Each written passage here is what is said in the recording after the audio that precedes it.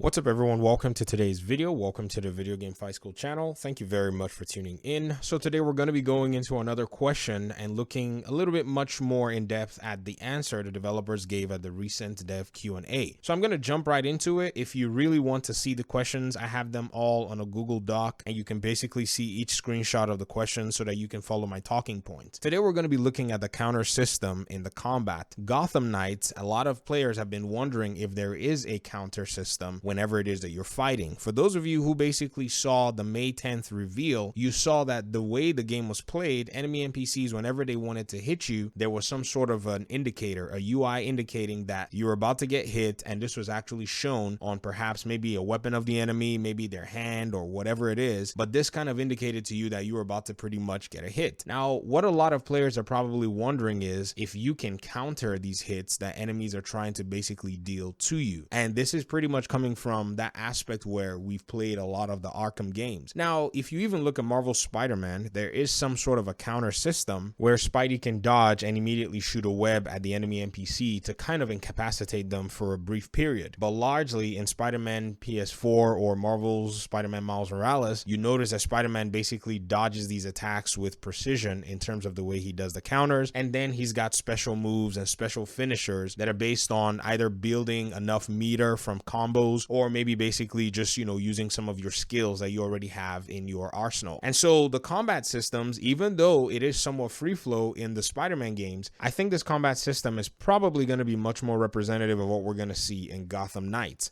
So for those of us who've played the Arkham games or who are probably looking towards that kind of a combat system, the developers actually went a little bit more in depth explaining the counter system. Now, in my opinion, I have to say that I wasn't necessarily too clear on the explanation that was given by Jeff Keighley here, and I'm going to go ahead and I'm going to cite and quote what it is that he answered to this particular question because it's apparently on the mind of a lot of players. Now, here's a specific question that was asked, and I quote, "Is there a counterattack mechanism? When Red Hood is fighting the Talon Gladiator, it looks like he's got some unblockable attacks coming in, but can you counter or block?" And Jeff Eleanor replies and says, "So we do counter, but as you spotted, it's not a quick time event kind of way," close quote. Now, I think what he's pretty much going on to say here is we're not going to see a counter system like the Arkham games. The Arkham games provided this interesting counter system where in the event that an enemy wanted to hit you, if you had the indicators on or if you weren't playing like a very grueling, hard, difficult mode, you could see some kind of an indicator telling you that you were about to get struck by an enemy NPC. These indicators pretty much told you if you're going to be getting a regular hit, if you're going to be getting a blade hit, or if you're going to be getting an unblockable hit, and you responded to these in very different ways. Now, in the case of Gotham Knights, the counter system is designed around different kinds of interruption mechanisms for you to be able to maybe interrupt the enemy NPC if they're about to do an attack, and there is a dodge mechanic as well. You should see this in the gameplay where Red Hood is actually fighting and he does a dive roll. I think this is how they've designed this combat. So Jeff Eleanor continues by saying, "Our combat system has regular and armored attacks, which means they can't be interrupted by normal moves, so you have to counter them with," what he puts in quotes, "piercing abilities." And this is pretty much my own thoughts about this is you probably have some abilities that can basically help you to interrupt enemy NPCs as they're about to hit you with normal moves, and this is pretty much going to help you. So maybe you're in combat trying to fight, the enemy NPC is about to hit you, then you use a piercing ability to pretty much stop them. Maybe sometimes these piercing abilities could stun them, and then you can continue maybe doing combos or fighting or taking down other enemy NPCs within your proxy. And it continues by saying, "Some enemies also have guard, which is basically a blocking system, which we counter with guard break abilities. So our combat system has these layers where you sometimes need to provide a specific answer to a specific problem." With these explanations, I think we need a little bit more clarity. This is where I believe that the developers can come out with a combat video or a much more in-depth answer in maybe the next Q&A, because this pretty much, in my opinion, will sum up things from a visual perspective, because right now from the explanation given, it appears that we have to mostly imagine some aspects of this. And I understand spoilers and trying to keep things in a sense somewhat hidden, or at least provide mystery behind it so that we don't drop too many hints before the game releases. So we may have to remain slightly in the dark about this system. system. Now, the final statement for the answer in this question is actually interesting because the developer goes ahead to explain this very well. He says, many player power moves can't be interrupted after the warm-up animation, so you can sometimes time that to your advantage. So basically what he's saying is, in your own case as a player, you can pretty much do some power moves that the enemy NPCs have to adhere to. They cannot interrupt you while you've already charged your animation to a specific number of frames. So this combat system, in my opinion, is going to be very different from Arkham, and I've said already that to me it seems like it will have some similarities to the Spider-Man combat systems, especially with the guard break abilities. The way you do it in Spider-Man is you hold triangle and you will launch an enemy that has a block mechanism already with them, or maybe like a heavy enemy NPC, they have a way for you to be able to break their guard. I think this is probably what the developers will be leaning to. This is just my imagination nonetheless. I might be wrong, but I hope that the combat system is unique and has depth to it, and I think that's going to be the most important thing, or it becomes a copy and paste of a video game that they're probably trying to gain ideas from. So having your own combat system stand out with specific things is pretty much where you as a game developer or a game designer wants to be. I mean, if you look at, say, the Arkham games and the Spider-Man games, even though the Spider-Man games took inspiration from the Arkham games, they were able to make the combat fit their own game and keep it unique. They didn't use the counter system per se. They were able to find ways to allow for the player to be able to counter, in quote, the enemy and also be able to dodge attacks. So that combat system already works, and it's left to the developers here with Warner Brothers Montreal to show us what it is that their combat system is going to be able to do to stand out. And some other things that were actually addressed in this dev Q&A that I felt was quite interesting was when the executive producer, Fleur Motti, when she said that there's something she likes about Batgirl. Somebody asked the question, it was one of the final questions, and they said, what are the things that you like most about the game? She said something about Batgirl having a beatdown ability that she finds very satisfying. Now, also Jeff Eleanor mentioned something about Batgirl having just a high melee DPS build that he likes to build. To me, what I've translated that to is these knights are going to fight very differently, and some of the knights are going to retain some aspects of combat that we're used to. The only thing is the application and the entire mechanic is going to be very different. If you look at the very first gameplay reveal, you're going to see Batgirl and that beatdown ability. In fact, she rushes down this enemy NPC towards the end and does this interesting takedown combo, and I saw that and I said to myself, I think this is more of a brawling character in the way she's been designed, but I never wanted to say anything. Now, just recently, Fleur Motti, the executive producer, basically has confirmed that it seems like she is a beatdown character. And for me, the beatdown mechanics is actually something that I would love to explore in this game. In fact, I think right now, my position on what knight I'm going to play at the start of the game has shifted back to Batgirl, because that's how I actually do like playing as these Bat characters. I mean, especially